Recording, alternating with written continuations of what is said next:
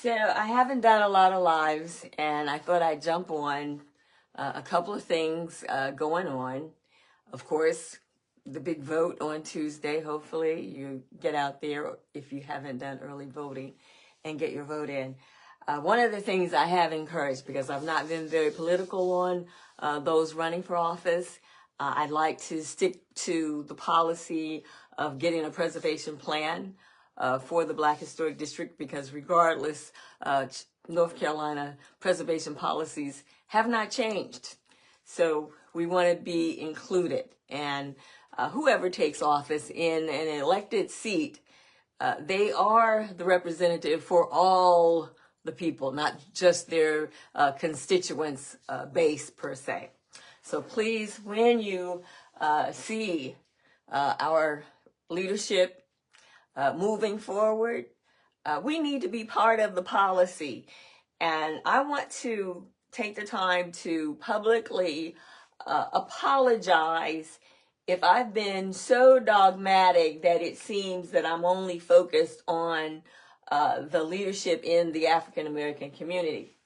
But it is the African American community leadership that can make sure we are included, because it's in the best interests of all of us. We should get something for our vote.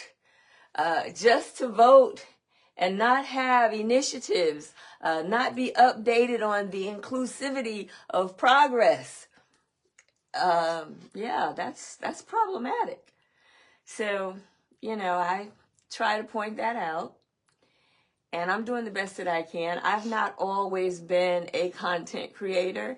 I don't claim to be an expert content creator, but it is one that I believe has a purpose, and I try to bring a professional statue to that purpose. So I want to invite you, if you have any type of complaint, maybe you don't want to put it out online, you can email me, lfmozer9611@gmail.com. You can direct message me on Facebook or Instagram or TikTok, and I will be glad to have a conversation or address an issue. I do not address personal interests. I do not address personal characteristics. I do my best to stay with policy and procedures. So you're not going to get any gossip, out of me. That's just not my thing. The reason I do address the preservation policy is because it is a collective interest. Even if you are not within the Statesville area, if you are in North Carolina, this historic district is so phenomenal. It's monumental on a scale, national and state. And so it is for historical preservation to benefit our heritage as a whole, American heritage, and certainly that of African American descendants and heritage of African American. So I can't stay on long. I've got some work to do. Oh, one other thing, because I said that there were 3 things, right? The other thing is that I'm working on my 3rd book, and someone was saying, well, you're promoting a publication again. Yes, and I want to stress how important it is, and it really is a valid point when it comes to literature that is published. This is the perspective that we have this opportunity to give from our experience, and that is a Black heritage experience, and that is very unique. And it's not that many generations ago, it wasn't legal for us to publish anything. So it's very important that you have your story. And not only that, I think it's very important that many of our stories, our history is written and published by African Americans. And I am an independent publisher and an independent contributor, but I can't do it without your help.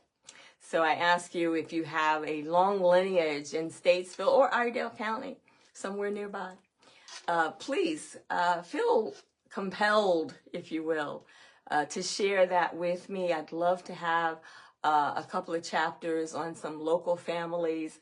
I've got 2 right now, but I'd like to have a couple more for this next publication. It's taking me forever to get it done. I've got a couple of things on my plate, but next year it should be coming out.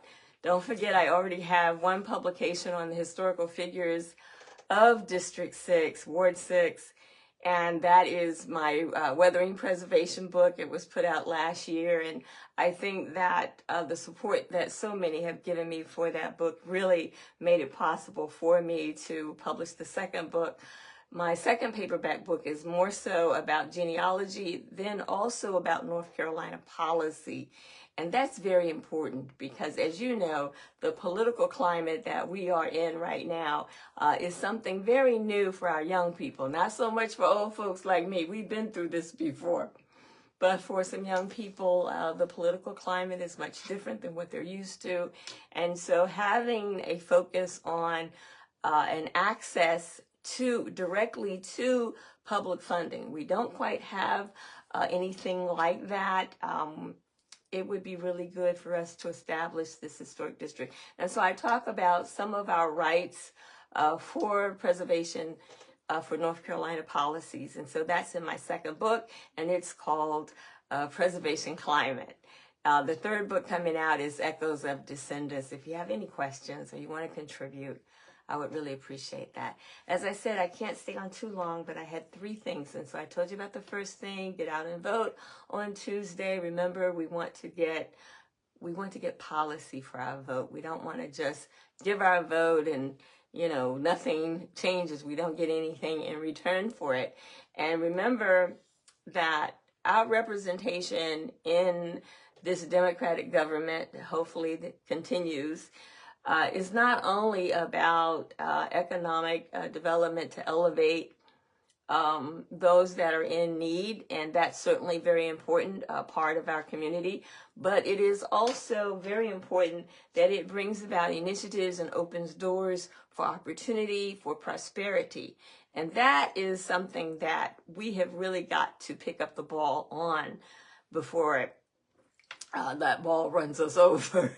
So that was number 1, about the vote and about the policy. And then I told you also that I'm looking for a long lineage. If you'd like to share your family history, especially early family history, when we got freedom, when we got the 14th Amendment, and we were able to really solidify our freedom and our citizenship in Statesville, in Iredell County, in North Carolina.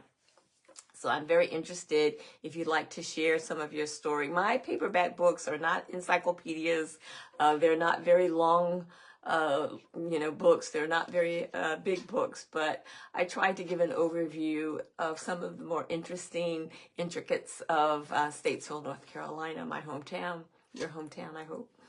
So, and then of course, the third thing is, when we get through the holidays, we've got to really look at some economic patterns. I think there's a couple of boycotts going on over the holidays. I'm not a big holiday gift giver, materialism type person anyway, but I don't want to disrupt what other people do because, that's something I think that's very personal.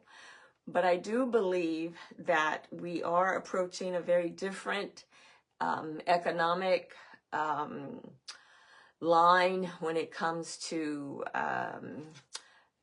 school, job training, when it comes to apprenticeships, internships. I'd love to see a collective group of African American businesses come together and really look at what kind of investment in the city can produce not just a museum, although that would be a really good place to have business launch that, trades launch that, like a jet mechanics program, but also to look at how are we going to make sure that our young people, because everybody's not going to go to college, and we have a large number of young people that don't finish high school, but that doesn't make them bad people.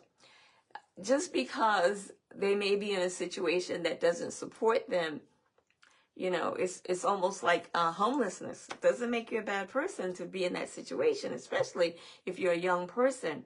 So what kind of initiatives going into this new political environment are we going to be setting aside to make sure that we have more resources for like homeschooling, more resources for trade schools, more resources for apprenticeship? And that's really how a lot of jobs were created back in the 60s and 70s. You found someone that was doing a trade and you went and you worked with them. Maybe you didn't always make very much money, but you went and worked with them, learned that trade, and then you went on and provided that similar service.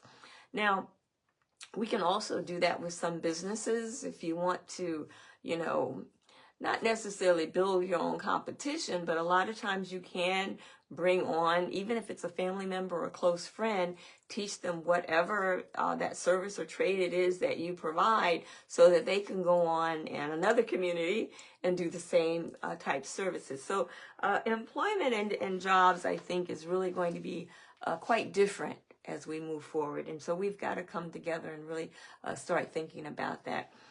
Don't want to claim that I've made all of the best decisions. Certainly as an advocate, I have had to learn a lot of things, not, you know, the easy way, but I want you to know that I'm very sincere in the purpose, in the value, in this commitment. And I want to make sure that we are more inclusive. And so even if I have not shown the most warm, fuzzy, welcoming writing that may have addressed something that you're interested in, I want to make sure that everyone knows I'm a very approachable person. I'm very approachable. I'm open to new ways of doing things. I'm open to working with those that may have a different opinion, a different set of goals.